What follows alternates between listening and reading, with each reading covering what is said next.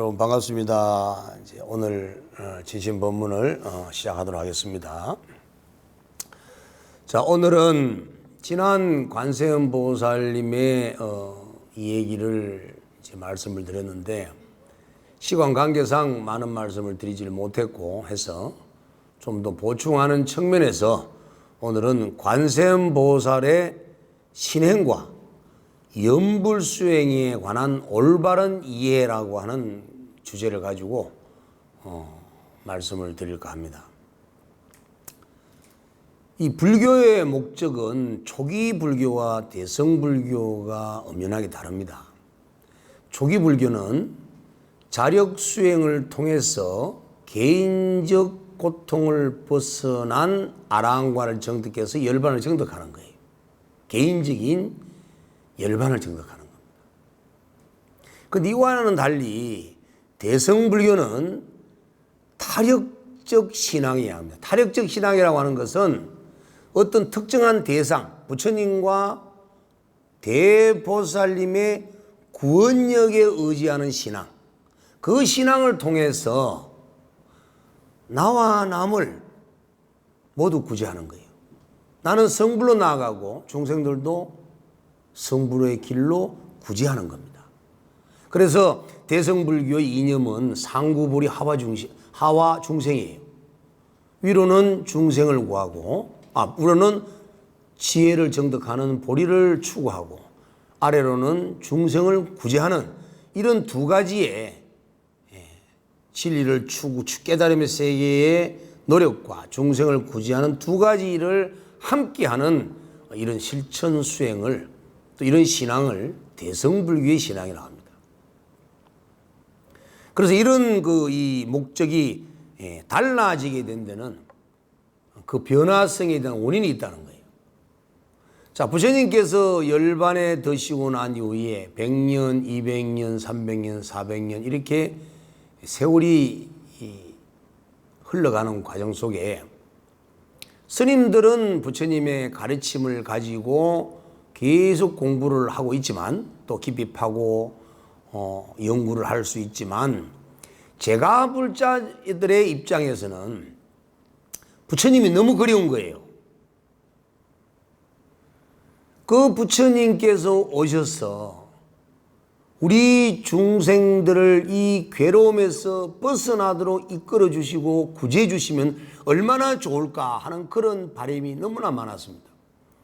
그래서 아쇼카 대왕이 인도를 통일하고 부처님의 사리를 나누어서 인도 전역에 사리탑을 세웠어요. 그래서 그 사리탑을 중심으로 불자들이 모여서 부처님을 그리워하는 마음들이 일어나게 되고 부처님을 다시 이 세상에 오시기를 위험하는 그런 마음들이 일어나면서 대성불교 운동이 일어났는데 이런 대성불교 운동 속에서 어떤 마음들이 들어있었냐면은 정말 절대적 부처님과 절대적 대보살님을 원했던 거예요.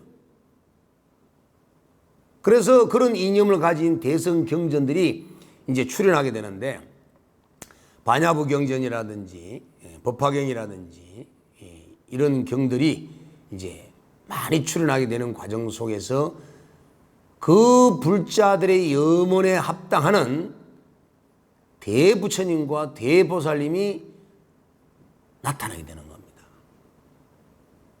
그래서 그 대표적인 부처님은 아미타 부처님이고 대표적인 보살님은 관세음 보살님이에요. 물론 문수보살이나 보현보살이나 지장보살이나 이런 다른 등의 많은 미륵보살이나 많은 보살님도 계시고 또 비로자나 부처님이나 대일열의 부처님이나 약사열의 부처님이나 등의 많은 부처님들이 계시지만 그 중에서도 가장 우리 중생들의 고통을 제거하고 성불로 나아갈 수 있도록 만들어줄 수 있는 최고의 부처님으로 아미타 부처님을 세웠고 두 번째는 관세음 보살님을 세웠다는 거예요. 그래서 이 아미타 부처님과 이 관세음 보살님은 그 당시부터 지금 오늘날 이 현대 21세기까지 분명한 신앙관을 가지고 신행을 하고 있는 우리의 의지처라는 겁니다. 그래서 그 속에는 그 당시에 대성불교가 일어나는 초기 당시에 아미타 부처님을 신앙하고 관세음 보살을 신앙하는 그 시점에 초기 대승의 입장에서는 오직 부처님의 대보살님의 구원력에 가피력에 의지하는 온전한 타력적 요소만 가지고 있었지만, 그러나 이런 관세음 보살을 신앙하고 아미타 부처님을 신앙하는 이런 신행적 관념에 이 대성 불교가 반야 사상을 만나고 중도 사상을 만나고 공사상을 만나고 유식 사상을 만나고 또 불신관이 다르게 또 접목이 되고 또 열애장 사상이 만나고 이렇게 하면서 이런 이 관세음 보살을 염하고 아미타 부처님을 오직 타력에만 의지했던 그런 구원에만 의지했던 가필에게만 의지했던 그런 신앙관들이 이런 사상들을 만나고 융합되고 결합되면서 그 타력적 요소가 자력적 요소를 함께 갖추는, 타력과 자력을 온전하게 갖추는 그러한 신앙과 수행을 갖춘 불교가 되어 있다는 겁니다. 그런데 우리가 이 아미타 부처님을 염하는 신앙이든 관세음 보살을 염하는 신앙이든 이런 변화성을 알지 못하고 초기 대성 불교 당시에 구원력에만 의지했던 그런 타력적 입장에서만 오늘날 관세음 보살을 염하고 아미타를 염한다면 정말 비유가 될지는 모르겠지만 아주 엄청난 기능을 많이 복합적으로 가지고 있는 첨단 이 컴퓨터 장비를 가지고 그냥 워드만 치는 그런 용도로만 쓰는 거와 똑같다는 거예요. 이 관세음 보살님에 대한 신앙과 신행과는 또 아미타 부처님을 신앙하고 신행하는 이러한 이 수행관이나 신앙들은 엄청난 타력과 자력적 요소를 완벽하게 갖추고 있는 그런 신앙이 되어 있는데도 불구하고 어떤 불자들은 이런 점들을 알지 못하다 보니까 아직도 관세음 보살을 염하는 그런 신앙을 하느냐, 쉽게 얘기하면 그 옛날 캐캐묵은 그런 타력적 요소에만 의지하는 그런 신앙을 하느냐, 이렇게 폄하시키는 분들도 계시고, 또 어떤 분들은 실질적으로 염을 하면서도 오직 관세음 보살님이 나타나셔가지고 내 모든 것을 해결해 주세요라고 하는 이런 마음만 갖는 초기 대성 불교의 신행관을 갖는 분들도 있다는 거예요. 그러니까 이게 이제 문제가 있다는 겁니다. 그래서 지난 시간과 오늘 시간에 이 진심법문을 통해서 제가 전하고자 하는 그 의미는 이 타력적 요소와 자력적 요소를 갖추고 있는 이런 관세음 보살님에 대한 신행에 대한 부분을 정확하게 이해를 하고, 또 그 당시에 관세음 보살을 칭명연불하던, 요즘 말로 얘기하면 연불 수행하던 그러한 수행의 체계가 오늘날까지 전해오면서 어떻게 변화되어 있는지, 그리고 지금 관세음 보살을 연불하는 칭명연불 수행과 대성불교 초기 당시에 관세음 보살을 칭명연불하는 연불 수행과 어떻게 달라져가 있고 어떠한 의미가 들어있는지를 여러분들이 분명히 알지 못하면 현대 불교에서도 옛날 이제 옛 불교를 공부하는 이런 형태가 되어버리는 거예요. 그래서 오늘 이 시간에 여러분들이 이 관세음 보살님의 신행을 올바르게 이해하시고, 또 관세음 보살님의 그 신행생활 수행 중에서 가장 대표적이라고 할 수 있는 연불수행, 이 연불수행이 그 당시의 연불수행과 오늘날의 연불수행이 어떻게 변화되는지를 오늘 키워드로 삼아서 여러분들이 이해를 하시면 오늘 진심법문을 들은 보람이 있지 않나라고 생각합니다. 자, 일단 관세음 보살님에 대한 위실력은 대단하시죠. 묘법연화경 관세음 보살 보문품에서 관세음 보살님의 구원력을 충분히 설명하고 있습니다. 또 팔직권 화엄경에서 관세음 보살님의 대자대비함을 충분히 설명하고 있습니다. 또 반야부 이 경전 대품반야경에서 이 관세음보살님은 대지혜의 구현자, 대지혜의 실천자, 대지혜의 완성자로서 반야바라밀을 설파하시는, 대지혜를 설파하시는 대지혜의 실천자로 이미 드러나가 있는 분입니다. 그래서 관세음보살님이라고 하는 분은 대지혜와 대자대비함과 일체중생을 구원할 수 있는 구원력을 함께 갖추고 있는, 소위 요즘 말로 완벽한 대보살님이라는 거예요. 그런데다가 이 대보살님은 그냥 아직 부처가 되지 못한 미완성, 미성불보살이 아니고 완벽하게 성불을 이루신 성불보살이라는 거예요.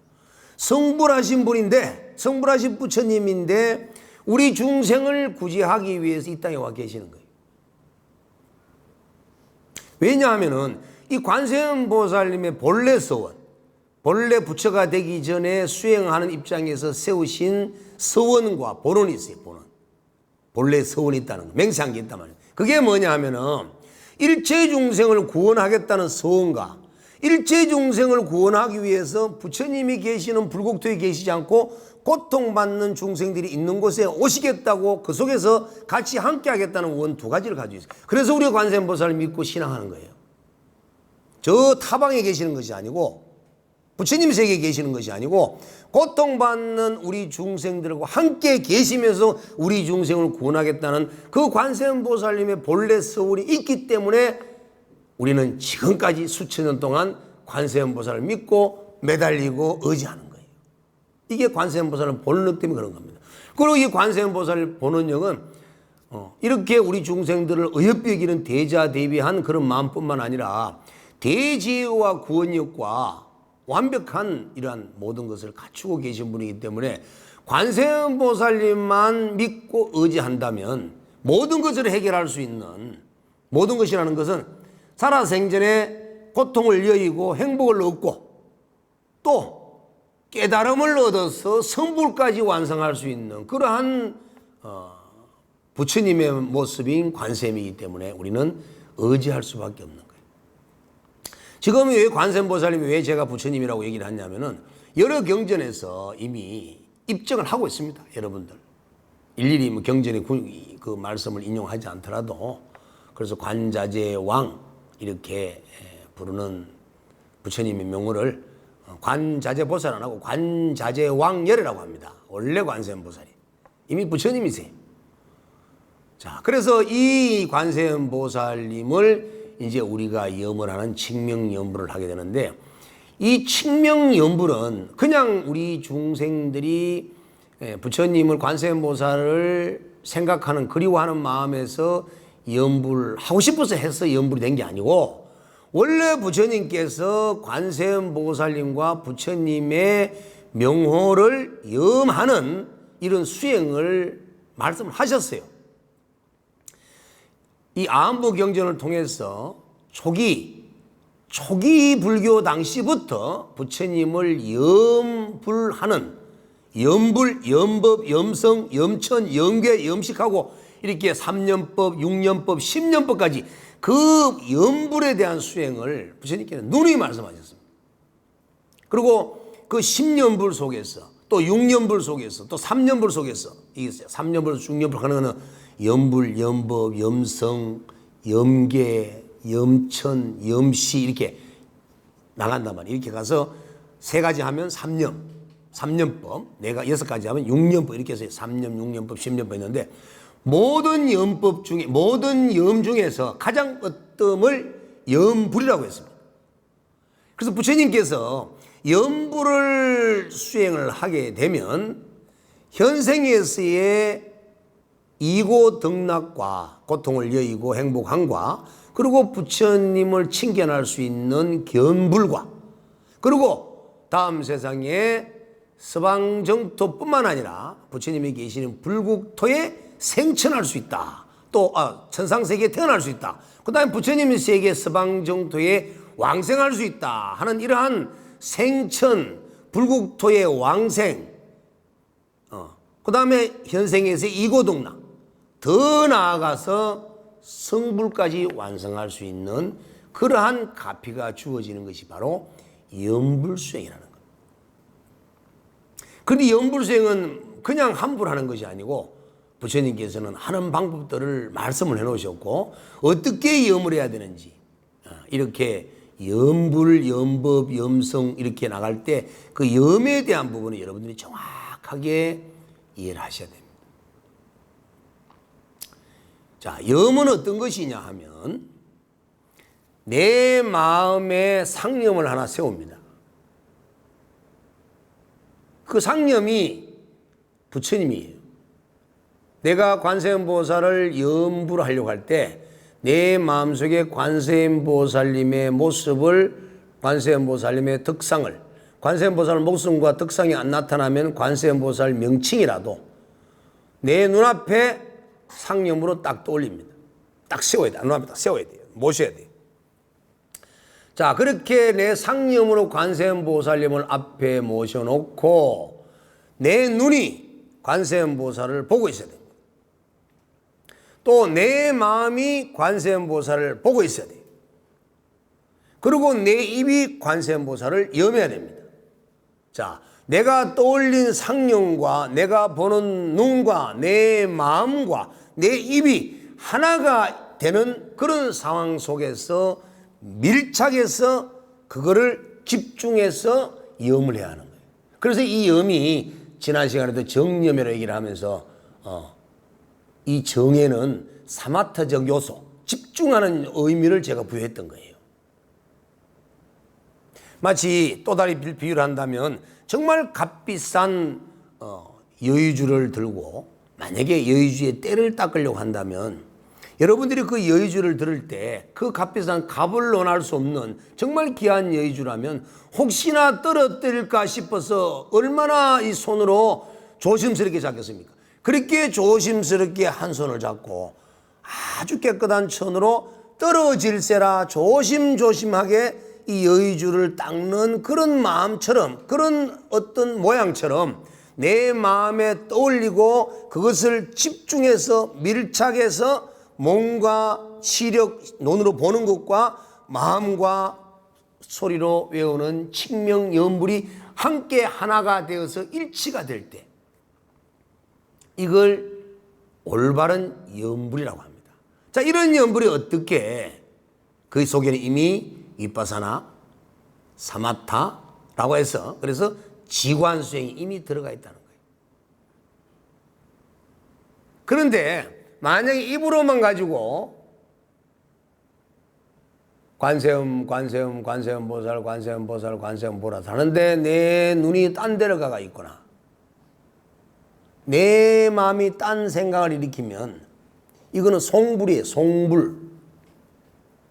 이건 염불이 아니에요. 송불. 입으로 이렇게 하는 송불. 반드시 염불이라고 할 때는 내 마음이 가야 되는 거예요. 내 마음이 가려고 그러면 눈이 가야 됩니다. 여러분이 참선할 때도 눈을 거꾸로 감고 눈동자를 앞으로 또렷이 세워놔야 눈동자 앞에 정면을 보고 눈꺼풀만 딱 덮어야 되는데 눈꺼풀을 내려놓고 눈동자를 밑으로 탁 늘짜버리면 잠들어 버려요.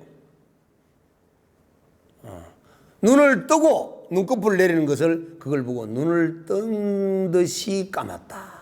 눈을 감은 듯이 뜨고 있다라고 표현하는 겁니다.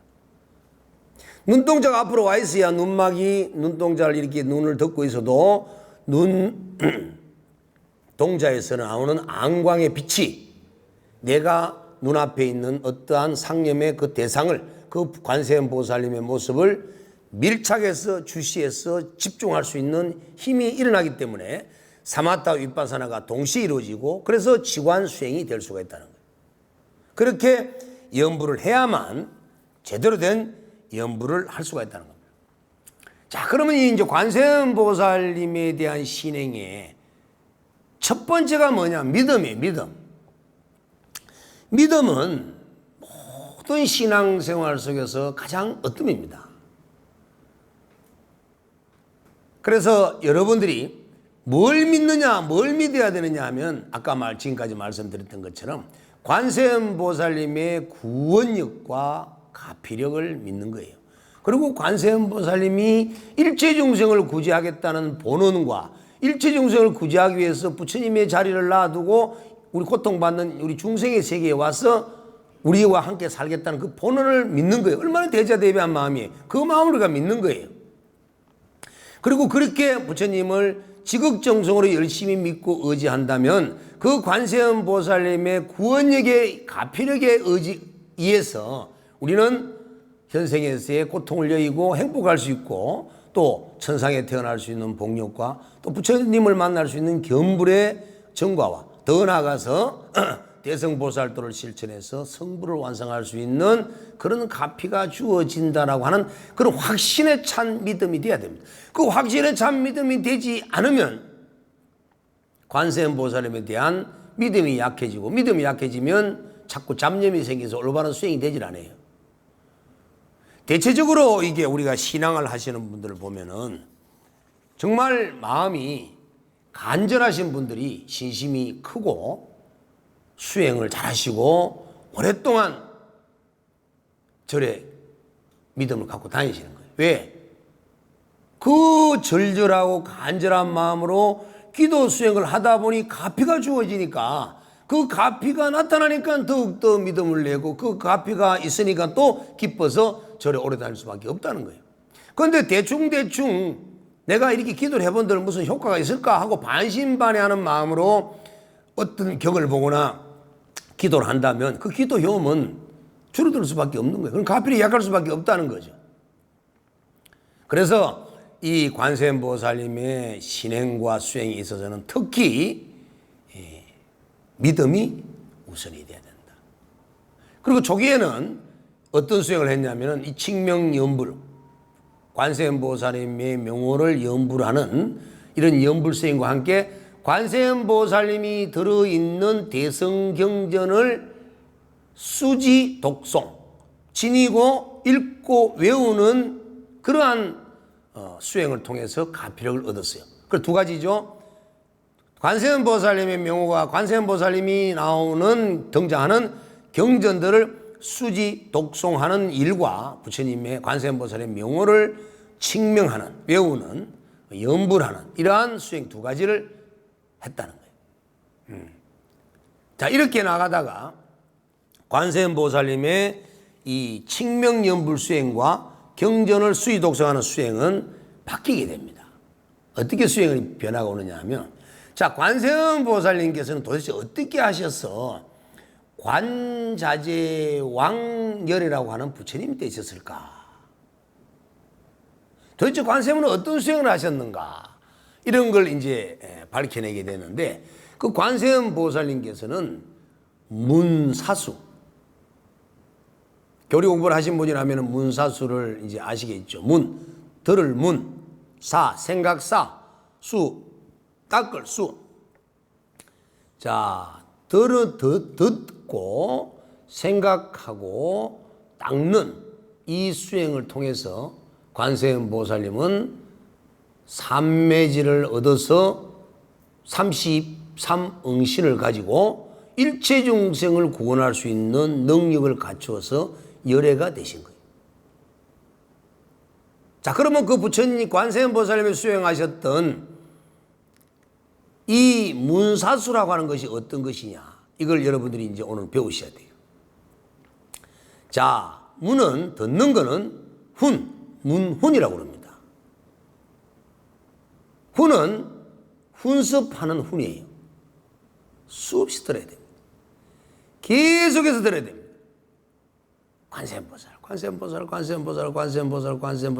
관세음보살님에 대한 명호를 끝없이 들어서 마음속에 몸속에 확 배입을 해야 돼요.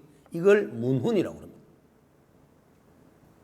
그걸 수없이 들으려고 그러면은 뭐 녹음기 들으려고 들을 거예요? 내 입으로 칙명연불을 부처님께서는 하라고 했기 때문에 내가 연불을 해야 되는 거예요. 그래서 내가 수없이 관세음보살을 내 입을 통해서 연불을 하고 연불하는 그 소리를 내가 듣는 거예요. 그러면 내가 1000번을 하면 1000번을 들을 것이고 10,000번을 하면 10,000번을 들을 것이고 수백만 번을 한다면 수백만 번을 들을 거 아니에요. 그래서 그 듣는 것을 반드시 훈습이 되게 하라. 습이 될 만큼 들어내. 훈습이 될 만큼. 그러면 끝없이 관세음보살을 염해야 되겠죠. 자, 그렇게 되면 자, 관세음보살을 끝없이 염불하는 그 소리를 내기로 내가 듣는 것을 이제 듣는 놈은 누구인가 라고 생각하는 겁니다. 이게 생각사자예요. 그러면 금강산매를 얻게 됩니다. 그래서 문훈을 닦고 사수를 닦아서 금강산매를 얻는 거예요. 무너지지 않는 산매를, 흔들림이 없는 산매를 얻는 거예요. 다시 말씀드리면 이게 이제 나중에 이건원통이라고 하는 수행까지 나가게 되는 이제 수행법이 되게 되는데, 지금 내가 관세음보살을 지극정성으로 염하는 말을 계속 하면서 내 귀에 들릴 만큼. 그럼 내 귀에 들리면 계속 들리죠. 그럼 훈습이 되죠. 훈습이 되는 상황 속에서 훈습이 됐다는 얘기는 어디서 계속 들려요. 나중에 되면. 그런데 계속 말하고 듣는데 이 듣는 놈은 누구냐. 처음에는 말하는 놈이 누구냐를 봤는데 아직 듣는 놈이 누구냐는 거예요. 그래서 이건 우리가 안건, 이건, 비건, 설건, 신건 하고 나오죠. 의건하고 6개, 6건이 나오는데 6건 중에서 가장 신통망통한 게 요 이건입니다. 눈은 부처님께서 하신 경전의 말씀을 보면 눈은 응극에 나와 있어요. 수능극에. 저 담벼락이 있으면 담벼락 너면 안 보여요. 코는 향기가 요 앞에 와야 맡아져요. 저 앞에는 향기는 안 맡아져요. 음식도 내 입에 들어와야 맛을 알 수가 있어요. 피부도 감촉도 어떤 대상이 직접적으로 내 손에 내 몸에 닿아야 촉감을 느낄 수 있어요. 근데 이거는 담벼락에 있어도 저 멀리 있어도 또 여기저기 동시에서 소리가 나도 다 들을 수가 있어요. 그래서 우리 6가지 6건 중에 특히 감각적 기능인 5건 중에서는 이 2건 기의 뿌리가 가장 신통망통하기 때문에 이걸 통해서 원통을 이루죠. 완전히 다 통해. 원통이라는 것은 2건을 통해서 안건도 통해버리고 코로 맡는 냄새도 통해버리고 맛보는 설건도 통해버리고 신건도 통해버리고 의건도 통해버리고 이래서 6통을 해버려요. 6통을. 이걸 원통이라고 하는 겁니다. 자, 그렇게 해서 지금 내가 관세음보살 염을 지극정성으로 염하는 그 소리를 내 귀에 계속 들으면서 이 듣는 놈이 누군가를 딱 계속 생각하고 살피는 과정 속에서 듣는 자성을 발견해버려요. 이게 견성이에요. 견성이 되어버리니까 보고 듣고 냄새 맡고 맛보고 피부로 감촉하고 분별하고 있는 모든 것이 그 자성 속에 다 드러나는 거예요. 이게 원통이라는 겁니다. 원통하다 원통이 아니고 완전히 통해버린, 완전히 원만하게 통해버린 거예요.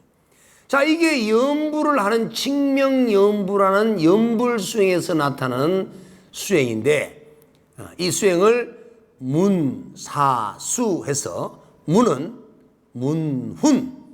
훈습이 되게, 그 다음에 사수 생각을 닦는다. 자성을 살핀다. 자, 그렇게 해서 세 번째는 건강사매를 얻게 되는. 그래서 관세음보살님 이와 같이 문사수를 수행해서 문훈과 사수와 건강삼매를 이루어 33응신, 32응신으로 일체 중생을 구원할 수 있는 구원력과 위시력을 갖추어서 열애가 되었다. 이렇게 부처님께서는 말씀을 하신 거예요. 그렇기 때문에 우리도 이 염불수행을 그냥 입으로만 송불해서 관세음보살 눈동자는 어디 또 졸고 앉아고 귀는 마음을 어디 가버리고 이러면 이 통이 되겠습니까? 한 통도 안 되지. 응? 그래서 이 마음을 모으는 이 염불수행을 올바르게 해야 된다. 자, 이렇게 해서 이 이제 관세음보살을 염하는 이런 칙명 염불수행이 아까 말씀드렸던 반야사상, 중관사상, 공사상, 유식사상 이런 것들이 또 그다음에 부처님은 한 분만 계시는 거 아니고 타방불, 그리고 부처님의 불신관이 바뀌는 거죠. 법신, 보신, 화신에 여러 가지 이제 어떤 세계가 이렇게 교리의 세계가 펼쳐짐으로써 이 부처님에 대한 인식도 달라지고, 이로 또 이제 관세음보살을 증명하는 증명의 과정이, 영역이 더욱더 확대되는 과정 속에서 이와 같은 이제 문사수의 수행을 통해서 이근원통을 하는 이러한 정과를 얻게 되는 이 연불수행이 되게 됐다는 거예요. 그래서 이 연불수행이 우리나라에 들어왔는데, 이 연불수행은 인도는 물론이고 중국, 한국, 일본 여러 나라에서 이 연불수행을 통해서 많은 가피력과 깨달음을 얻다 보니까 이 연불을 통한 너무 영업록이 많아요. 나는 이렇게 연불하다가 어떤 일이 있었다. 너무너무 많습니다. 너무 말로 형용할 수 없습니다. 하나의 예는 어떤 보살이 나무아미타불을 연불하는 방법을 배워서 절에서 스님이 듣고는 집에 갔는데 나무아미타불의 6자를 잊어버렸어요. 그래가지고 무슨 김천지 영감을 찾으라 말. 그래서 김천지 영감 했는데, 김천지 영감을 일심으로 했는데, 일심으로 하다 보니까 해탈하시버려. 열반을 얻어버렸어요. 또 저쪽에 이제 저 강원도 가면 그 유명한 사찰에서 그 연불 수행을 하는 만불 연불회라고 하는 이런 그 수행하는 모임들이 있는데, 거기에 모인 사람들 중에서 열심히 나무아미타불을 연불하다가 한 분은 지붕을 뚫고 그대로 이 몸을 가진 채로 성천을 했다는 그런 정말 그 일화도 있고, 엄청난 그 이변들이 많이 있습니다. 그래서 이 연불하는 이 수행에 대한 영험은 너무너무 많기 때문에 여러분들도 많이 들었을 거예요. 그 사찰들마다 가보면 어느 보살님을 염을 하니까 어떤 가피가 주어지고, 어떤 부처님을 염을 하니까 어떤 가피가 주어지다는 얘기들이 많이 있을 거예요.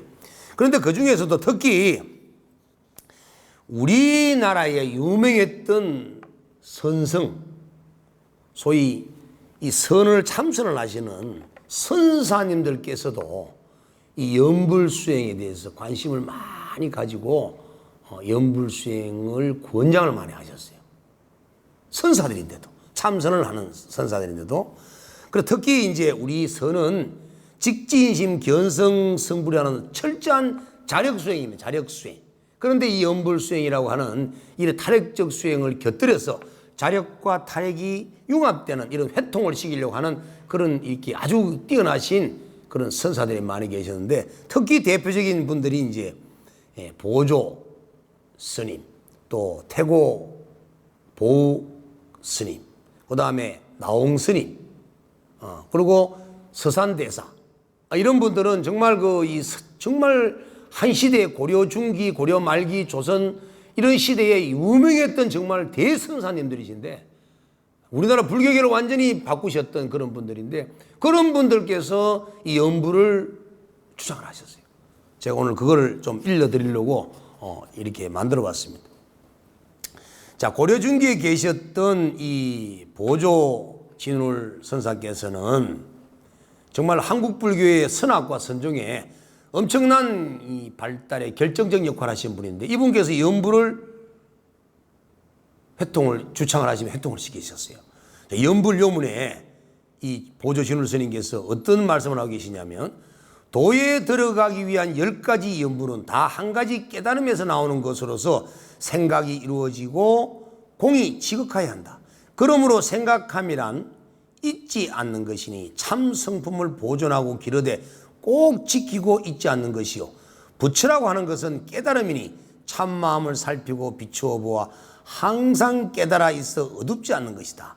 그러므로 생각이 없는 한 생각으로 깨달아 알고 뚜렷이 밝고 뚜렷하여 생각이 끊어졌으면 그것이 진정한 연불이다. 연불을 주창하고 계십니다. 또 고려 말에 국사로 계셨던 태고 보국사님께서는 태고 화상 어록이라고 했는데, 거기에 보면 개송에 이런 말씀이 있습니다. 나감 거사라는 사람과 이 백충 거사라는 사람에게 이 연불 수행을 이제 권하는데, 거기 이런 내용이 있어요. 부처님께서 말씀하신 일대 장교는 사람들 스스로가 성품을 깨닫도록 가르치신 방편이다. 방편이 많지만 요점을 말하면 마음이 바로 정토라는 것과 자기 성품이 아미타불이라는 것으로서 마음이 깨끗하면 불토가 깨끗하고 본성이 나타나면 불신이 나타난다고 했으니 바로 이것을 두고 말한 것이다. 만일 상송, 그러니까 나감거사를 칭하는 거예요. 거사님이 진실로 염불 하려면 그저 자성미타를 그대로 생각하되 하루 온종일 무엇을 하든지 간에 아미타불의 이름을 마음속과 눈앞에 두어야 한다. 마음과 눈과 부처님의 이름을 한 덩어리로 만들어 계속하고 생각에 어둡지 않게 하며 때로는 생각하는 이것이 무엇인고 하고 자세히 돌이켜보아 오랫동안 계속하게 되면 그러면 갑자기 생각이 끊어지고 아미타 부처님의 참모습이 앞에 우뚝 나타날 것이니 그때야 비로소 본래부터 움직이지 않는 것을 부처란다고 확실히 말할 수 있느니라. 이렇게 해서 이 선수행과 칙명 염불수행을 융합시키는, 회통시키는 이러한 말씀을 하고 계십니다.